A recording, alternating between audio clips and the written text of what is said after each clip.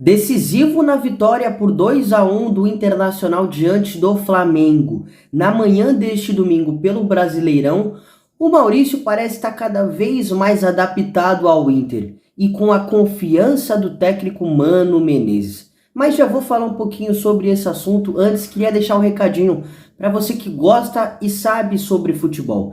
Já conhece a Bet7k, a casa de apostas online e esportiva que mais cresce no Brasil. Por lá você tem prêmios, vantagens, opções.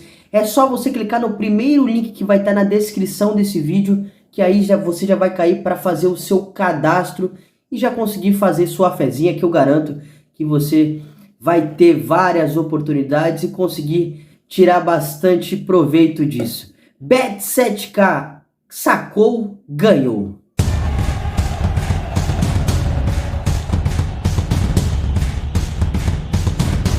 O Maurício é um meia nascido em 2001, ele fez a base pelo Desportivo Brasil e pelo Cruzeiro. Não sei se dá para considerar que ele foi revelado de fato pelo time mineiro, mas ele teve essas duas passagens. É um atleta que é seleção de base, pintou nas categorias de base da seleção brasileira sub-15, sub-17, sub-20.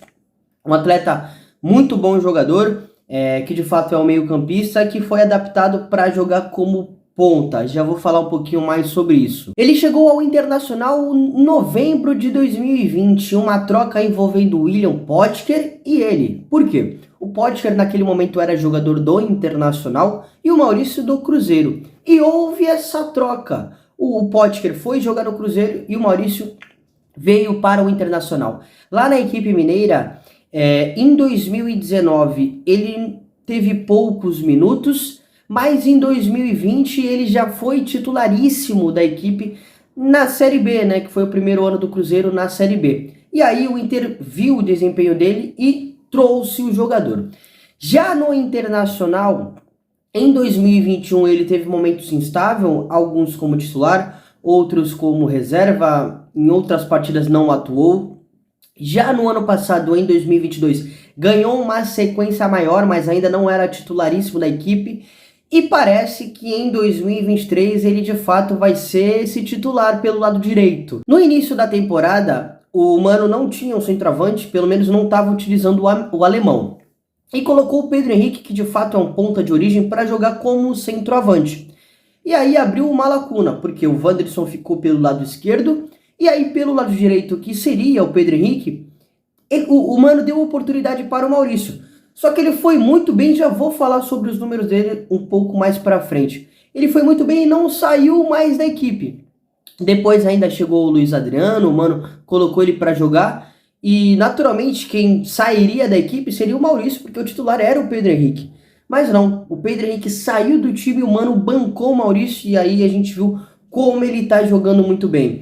É um atleta que passou por lesão, ficou os últimos 3 jogos fora, mas é um cara que tem muitos bons números por ser um meia de origem e não um ponta, né? Apesar de ele atuar aberto pelo lado direito, ele sempre foi um meia e não um ponta.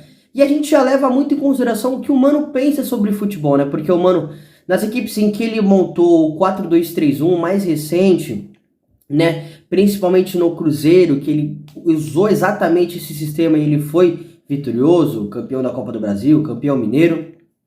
Ele sempre utilizou um meia aberto pelo lado.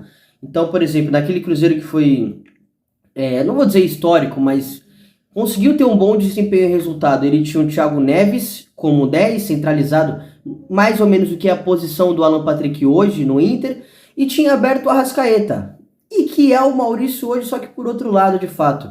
E aí, como o Maurício atua pelo lado direito, pelo lado esquerdo, ele tem um jogador de velocidade. A mesma coisa no Cruzeiro, que ele tinha um 10 centralizado, tinha o Arrascaeta, um meia aberto pelo lado esquerdo, e um outro jogador de velocidade pelo outro lado. Então é um Mano que gosta desse tipo de jogador e, bom, naturalmente se o Maurício está jogando bem, ele vai bancar sim de fato. E no ano de 2023, o Maurício tem 15 jogos, 6 gols e 3 assistências. Se a gente for levar em consideração que ele não é um ponta e sim um meia, são números muito bons. Um atleta que ele é mais controlador de jogada, sabe? Mais um articulador do que propriamente um cara de jogada de mano a mano, de velocidade. Então, baita início de temporada do Maurício, e a tendência é que ele se consolide cada vez mais, né? Porque ele é um ativo do clube, né? Então o clube enxerga nele um potencial de revenda muito forte, um atleta novo, de muito potencial.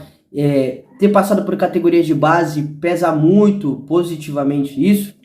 Então imagino que ele seja um ativo do clube e o Inter deve enxergar, cara, vamos colocar esse moleque para jogar, porque ele pode render uma grana pra gente lá na frente, ele tem capacidade de jogar na Europa, o que imagino que o Inter, né, pense da venda do atleta. E o Mano, sabendo disso, sabendo da qualidade do moleque, dando confiança, dando sequência, a tendência é que ele melhore cada vez mais, que se consolide realmente por esse lado direito. Haverá uma dúvida boa para o Mano Menezes, né? Porque ele vai ter 4 atletas para 2 vagas. Wanderson e Pedro Henrique, Alemão e Luiz Adriano, né?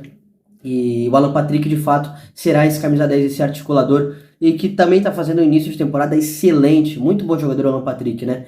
Mas de qualquer forma, Maurício, muito bom jogador, sempre demonstrou sua qualidade.